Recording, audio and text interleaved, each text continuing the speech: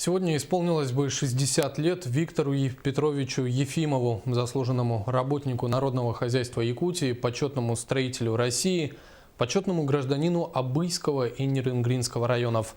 Его жизненный путь оборвался в кабине вертолета Ми-8, разбившегося в 2013 году. Продолжит Розалия Борисова. Мудрый и дальновидный руководитель, учитель и добрый наставник. Какую бы должность он ни занимал, ему всегда были свойственны особое спокойствие и непоколебимость.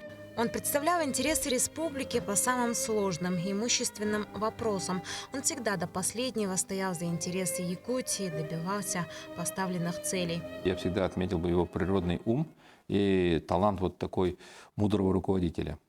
Его приверженность принятию решения, обдуманного решения, имеющего какие-то логические результаты, которые мы всегда следуем. Мы же всегда можно там по текучке сказать, что да, это что, а в прошлом году так делали, так делали.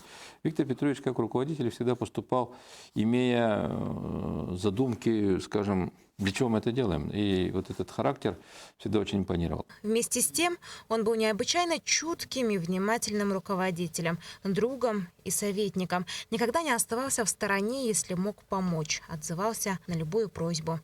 Виктор Петрович, как абычанин, как земляк, он очень любил свой Абыйский район. И если были любые возможности, он всегда их использовал, чтобы оказать помощь, содействие. И всегда говорил: кто, если не я.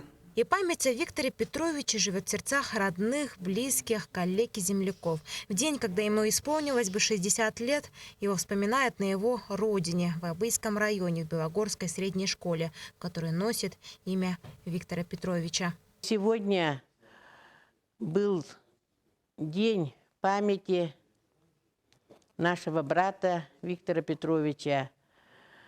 Его рассказали молодежи, школьникам о его достижениях, о его работе, о студенчестве, юности и детстве. Виктору Петровичу посвящена книга, проникнутая любовью, нежностью и грустью. Какой ни возьми воспоминания родных, друзей, коллег или соратников, встает яркая, уникальная личность истинного патриота и семьянина.